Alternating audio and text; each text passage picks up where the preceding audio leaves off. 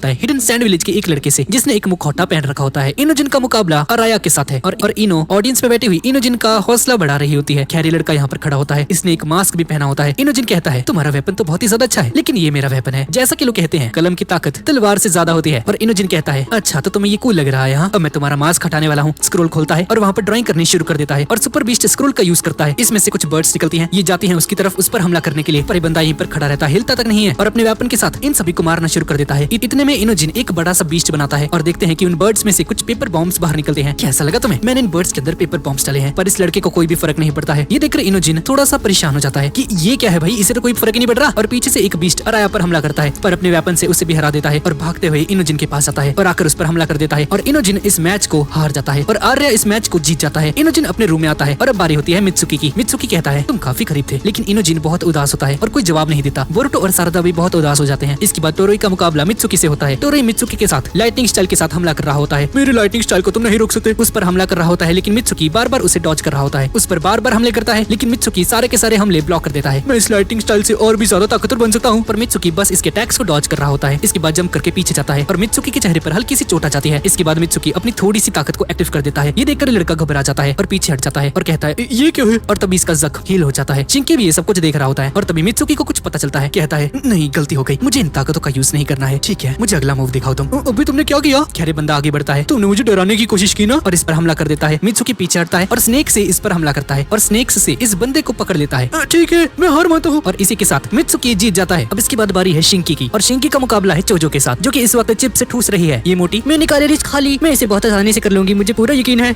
सारदा कहती है चोजो अपना बेस्ट करना। इसके बाद मित्सुकी अंदर आता है, अरे चलो भी अपना हाथ आगे बढ़ाओ यार। और इसके बाद हैंड क्लैप करते हैं और चोजो यहाँ से जाने लगती है और इनोजिन कहता है चोजो अपना बेस्ट करना। हाँ जरूर। और यहाँ से चली जाती है। बोरुटो कहता है अब सिर्फ चोजो का ही मुकाबला बचा हुआ है। चोजो का मुकाबला शिंकी के साथ होता है। राइकागे कहता है कि लास्ट मैच है। ये लड़का तुम्हारे विलेज से है ना? गारा क्या ये स्ट्रांग है? तुम्हें इसके बारे में पता चल जाएगा। चोजो शिंकी से कहती है एक सेकंड रुको, तुम उन्हीं शर्मीले लड़कों में से एक हो ना? क्या तुम मेरे चार्म की वजह से दूसरी तरफ देख रहे हो? हाँ। शिंकी उसकी तरफ देखता है और कहता है मैं तुमसे पहले ही माफी मांगना चाहता हूँ। इसका क्या मतलब है? क्योंकि मैं तुम्हें मारने वाला हूँ। और शिंकी लड़ाई के लिए तैयार हो जाता है। अब मैच शुरू हो जाता है। बोरुटो और बाकी सभी लोग स्क्रीन पर इनका मैच देख रहे हैं। बोरुटो कहता है तुम जीत सकती हो और चोजो के डैड को भी देखते हैं स्क्रीन के ऊपर, जो कि उसे चीयर अप कर रहे होते हैं। तुम्हें कर सकते हो बेटी, अगर तुम जीत गई तो तुम जितने चाहे उतने मोमोज खा सकती हो, स्प्रिंग रोल भी दूंगा। अरे यार डैड। रॉकली यहाँ पर आ जाता है। तो मैच शुरू हो चुका है, किसका इंतजार कर रही हो तुम? हाँ ठीक है मैं समझ गई। और शिंकी कहता है कि इसे अफसोस है कि आज वो अपनी बेटी की हार देखने वाले हैं। चोजो कहती है तुम खुद को समझते क्या हो? हाँ तुम जान जाओगे इसके बारे में। और चोचो अकिमिची वर्सेस शिंकी का मैच शुरू हो जाता है। दोनों तैयार हो जाते हैं। शिंकी कहता है जल्दी करो, अटैक करो, तुम नहीं जीत पाओगी। लेकिन चोचो कहती है तुमने मुझे बहुत गुस्सा दिला दिया है। इसके बाद एक्सपेंशन जुत्सु का यूज करती है और अपनी फिस्ट को बड़ी करके उसकी तरफ आगे बढ़ती है और हम देखते हैं कि शिंकी अपने जुत्सु से अपना एक हाथ बनाता है और उसके अटैक को रोक लेता है। गारा ये सब कुछ ऊपर से देख रहा होता है और चोज ये देखकर हैरान हो जाता है। पीछे से एक और मुक्का बनाता है और चोजो को मारकर उसे पीछे धकेल देता है। ये सब देखकर सभी लोग हैरान हो जाते हैं। सारदा कहती है ये कैसा जुत्सु है? शिकड़े कहते हैं कि वही जुत्सु है जिसे मेटल और बाकी सभी लोग लड़े थे। चोजो को बहुत ज्यादा गुस्सा आ जाता है, फिर से उसकी तरफ आगे बढ़ती है उसे मारने के लिए। शिंकी के पंचेस मारने की कोशिश करती है लेकिन उसे छू तक नहीं पाती। शिंकी सभी पंचेस का जवाब देता है और फिर उसी पर पंचेस मारना शुरू कर देता है। चोजो उसे ब्लॉक कर रही होती है। चोजी अपनी वाइफ से पूछता है तुम्हें क्या लगता है क्या वो ठीक रहेगी? इसकी वाइफ कहती है तुम इतने परेशान क्यों रहे हो? हाँ वो इतनी बेवकूफ नहीं है समझे, अगर क्लोज कॉम्बैट सही नहीं गया तो वो दूर से हमला करना शुरू कर देगी। हाँ तुमने सही कहा पत्नी साहिबाजी, चोचो दूर से हमला करो, उसे दूर चली जाओ। और हम देखते हैं कि शिंकी चोचो को पकड़ लेता है। तुम बहुत किस्मत वाली हो कि तुम्हारे पेरेंट्स तुम्हें इतनी सपोर्ट करते हैं। और इसके बाद इसके हाथों को मरोड़ना शुरू कर देता है और पीछे करता है हार मान जाओ। बहुत ही जोर से इसके हाथों को दबा रहा होता है। मैंने तुम्हें कहा था ना कि मैं इस चीज में अच्छा नहीं हूँ। चोचो अपने हाथों को छोटा करके पीछे की तरफ चली जाती है पर इसे बहुत ज्यादा दर्द हो रही होती है हाथों में। तुमने मेरे नेल्स को खराब कर दिया, इसका बदला मैं लेकर ही रहूंगी। अगर तुम इस तरह से मेरे साथ लड़ोगे तो तुम्हारे लिए अच्छा नहीं होगा, समझ गए? चोचो बहुत गुस्से में आ जाती है। चोजी कहता है उसके ज्यादा करीब मत जाना बच्ची। चोचो जंप करती है और फिर से एक्सपेंशन जुत्सु का यूज करती है और इस पर हमला करने लगती है। सारदा पीछे से आकर कहती है अरे यार एक ही तरीके से बार बार हमला करोगी तो ये काम नहीं करने वाला। खैर उस पर नहीं जमीन पर हमला कर देती है और जमीन को तोड़ना शुरू कर देती है और जमीन के अंदर से पत्थर ऊपर उठकर आते हैं। उन पत्थरों को पकड़कर शिंकी की तरफ फेंकती है लेकिन शिंकी एक शील्ड बनाकर उसे ब्लॉक कर लेता है। नीचे आती है और कहती है मैं समझ गई, तुम आयरन सैंड के अंदर अपना चाकरा भरते हो है ना, और फिर उसे मैनिपुलेट करते हो। अगर तुम्हें इस बात का पता चल भी गया फिर भी तुम मुझसे हारने वाले हो। सारे कागेज ये देखकर हैरान हो जाते हैं। सूचिकागी कहती है गारा तुम्हारा लड़का तो बहुत ही ज्यादा शानदार है। और गारा इन सभी को बताता है कि हिडन सैंड विलेज में ये लड़का वहाँ पर आउट ऑफ कंट्रोल हो जाता है और गारा इसके पास जा रहा होता है। देखता है कि सामने ये लड़का बैठा होता है बहुत अकेला और बहुत ज्यादा परेशान। इसके बाद गारा को देखता है, गारा उसकी तरफ आगे बढ़ता है पर लड़का अपनी आयरन सैंड के साथ कुछ नीडल्स बना लेता है और गारा की तरफ हमला कर देता है। गारा अपनी पोट्री में से सैंड निकालता है और खुद को प्रोटेक्ट कर लेता है और नीडल्स उसकी तरफ चली जाती हैं और गारा को लग जाती हैं। ये लड़का अपनी पावर्स को कंट्रोल नहीं कर पा रहा होता और ये लड़का नोटिस करता है कि गारा ने इसकी जान बचाई। इसके बाद इसका जुत्सु खत्म हो जाता है। गारा इसे कहता है तुम मेरे साथ चलो, मैं तुम्हें सिखाऊंगा कि अपनी ताकत को कैसे कंट्रोल कर सकते हो। तुम्हारा नाम क्या है बच्चे? शिंकी। इसके बाद हम वापस से प्रेजेंट में आ जाते हैं। चोजो बार बार शिंकी पर हमला कर रही होती है लेकिन शिंकी इसका हर एक अटैक ब्लॉक कर रहा होता है। ऊपर से एक हाथ बनाता है और चोचो पर ऊपर से हमला करता है, पर चोचो उसे डॉज कर लेती है और अचानक से एक सीधा हमला करता है। चोचो पीछे जाकर गिरती है। सारदा ये देखकर शॉक रह जाती है। बोरुटो को भी ये देखकर बहुत गुस्सा आ जाता है। चोचो से देखती है, खड़ी होती है, फिर से पत्थर को उठाती है और उसकी तरफ फेंकती है, पर बहुत आसानी से उन पत्थरों को तोड़ देता है। चोचो को बहुत ज्यादा गुस्सा आ जाता है। शिंकी कहता है हाँ और कोशिश करो। चोचो को और भी ज्यादा गुस्सा आता है, कुछ पत्थरों को उठाती है और उसकी तरफ फेंकती है, पर सभी को ब्लॉक कर देता है। चोचो उसके सामने आती है और उसे एक पंच मारने के लिए आगे बढ़ती है, पर शिंकी बहुत आसानी से चोचो को पकड़ लेता है और उसे पकड़ के नीचे जमीन पर फेंक देता है। चोचो उठने की कोशिश करती है। ऊपर से चोजी कहता है, अरे बच्ची ये क्या कर रही हो, हार मान लो, तुम मुझसे नहीं जीत सकती बच्ची। लेकिन चोचो हार नहीं मानती और फिर से खड़ी हो जाती है। तुम्हें पता है ना तुम्हारा कोई चांस नहीं है जीतने का। और चोचो फिर से नीचे बैठ जाती है।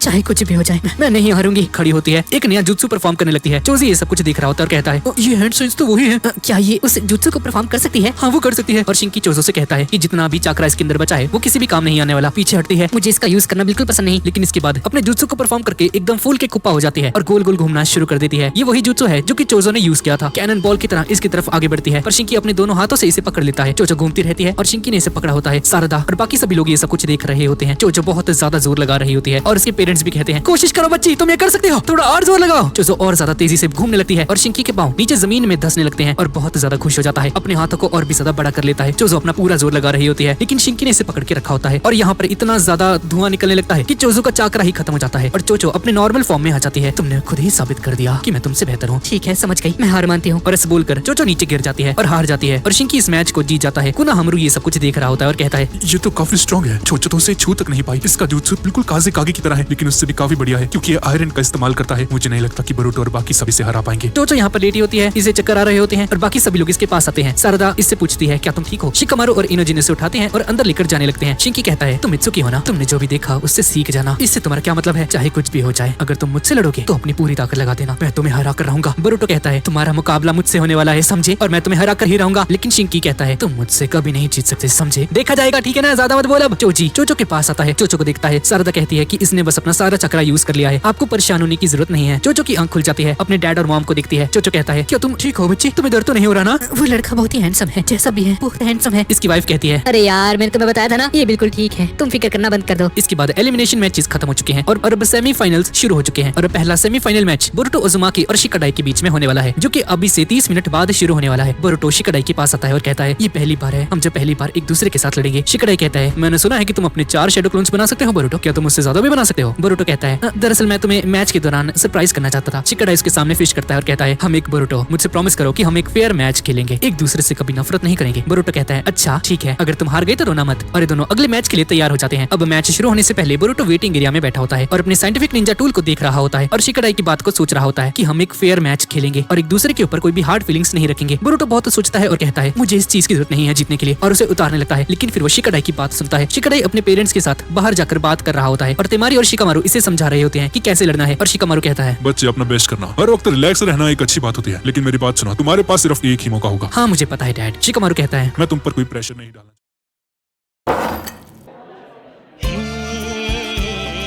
फैब शिकामारू कहता है, मैं तुम पर कोई प्रेशर नहीं डालना चाहता, लेकिन बोरुटो से मत हारना बच्चे। शिकाडाई कहता है कि इसका क्या मतलब हुआ और शिकाडाई को कन्विंस करने लगते हैं कि कोशिश करे कि बोरुटो से जीत जाए किसी भी हालत में। बोरुटो ये सब कुछ सुन रहा होता है और बोरुटो बहुत देर तक कुछ सोचता रहता है। इसके बाद बाहर आवाज आती है, तो सेमीफाइनल मैच अभी शुरू होने वाला है, बोरुटो उजुमाकी और शिकाडाई के बीच में। और बोरुटो कहता है, ठीक है, लगता है मुझे इस मैच को जीतना ही होगा। शिकामारू वापस आता है और नारुतो के पास जाकर खड़ा हो जाता है और कहता है, मुझे माफ करना नारुतो। अरे यार शिकामारू कहाँ रह गए थे? दरअसल मैं शिकाडाई को कुछ समझाने गया था। इसके बाद रॉकली बोरुटो उजुमाकी और शिकाडाई नारा के बीच में फाइट को अनाउंस करता है और ये दोनों आमने सामने आकर खड़े हो जाते हैं। सभी लोग इन्हें देख रहे होते हैं। ये एक बहुत ही इंपॉर्टेंट मैच है क्योंकि ये दो बेस्ट फ्रेंड्स के बीच में एक मैच है। रॉकली मैच को शुरू करता है, दोनों एक दूसरे की तरफ आगे बढ़ते हैं, कुनहाई से एक दूसरे पर हमला करते हैं और हिमावारी बोरुटो को चीयर अप कर रही होती है। शिकामारू और बोरुटो आपस में लड़ने लगते हैं कुनहाई का यूज करके। कुनाहामरू ये देख रहा होता है और बहुत ज्यादा इंप्रेस हो जाता है और शिकामारू और नारुतो भी इस मैच को देख रहे होते हैं। तेमारी कहती है, इस बार शिकाडाई बहुत ज्यादा सीरियस है। बोरुटो शिकाडाई की तरफ एक कुनहाई को फेंकता है, लेकिन शिकाडाई उसे ब्लॉक कर लेता है। बोरुटो उसके पास जाता है और विंड स्टाइल का यूज करता है, लेकिन शिकाडाई से डॉज कर लेता है और कहता है, मैं बॉल बचा। बोरुटो कहता है, मुझे तो लगा था कि इससे मैच खत्म हो जाएगा, इससे पहले कि तुम अपने शेडो पैरालिसिस जुत्सु का यूज करो, मैं तुम्हें हरा दूंगा शिकाडाई। अरे यार इतने फनी मत बनो बोरुटो। और शिकाडाई शेडो पैरालिसिस जुत्सु का यूज करने लगता है। बोरुटो से डॉज करता है, बोरुटो के पीछे अपनी शेडो को भेजता है, लेकिन बोरुटो उसे डॉज करता रहता है। तुम्हारी शेडो पैरालिसिस पहले से बेहतर हो चुकी है शिकाडाई। शिकाडाई कहता है, चुप करो, मुझे तुम्हें पकड़ने दो। और बोरुटो के पीछे अपनी शेडोज को भेजता रहता है, लेकिन बोरुटो उससे दूर भागता रहता है। शिकामारू ये देखकर सोचने लग जाता है, शिकाडाई पैनिक मत करना, बस जो तुमने ट्रेनिंग की है उसे याद रखो। बोरुटो शेडो क्लोन जुत्सु का यूज करता है और आगे पीछे अपने सभी क्लोन्स के साथ घूमना शुरू कर देता है। शिकाडाई मैं यहाँ पर हूँ। उसके सारे क्लोन्स यही कह रहे होते हैं कि वही असली वाला बोरुटो है, मैं रियल फेल हूँ, इधर देखो यार। शिकाडाई कहता है अरे यार एक जगह टिक कर खड़े रहो। बोरुटो उसकी तरफ आगे बढ़ता है और शिकाडाई पर मारने की कोशिश करता है, लेकिन शिकाडाई उसे डॉज कर लेता है और बोरुटो कहता है ठीक है मैं तुम्हारे पीछे आ चुका हूँ, मेरे क्लोन्स वहाँ पर हैं और इसकी शैडो भी वहाँ पर है, अब मैं इस पर हमला कर सकता हूँ। बोरुटो पीछे से शिकाडाई पर हमला करता है। शिकाडाई एक नया जुत्सु यूज करता है पर बीच में रुक जाता है और देखते हैं कि शिकाडाई ने बोरुटो के सभी क्लोन्स को अपनी शैडो के अंदर फंसा लिया है और सारे के सारे क्लोन्स फ्रीज हो जाते हैं। ये शिकाडाई का एक नया जुत्सु होता है जिससे कि ये बंदा अपनी शैडो को एक सर्कल का रूप दे सकता है। ये देखकर शिकामारू बहुत खुश हो जाता है और नारुतो हक्का बक्का रह जाता है। ये कैसा जुत्सु है, उसने अपनी शैडो को ऐसे स्प्रेड कैसे कर लिया शिकामारू।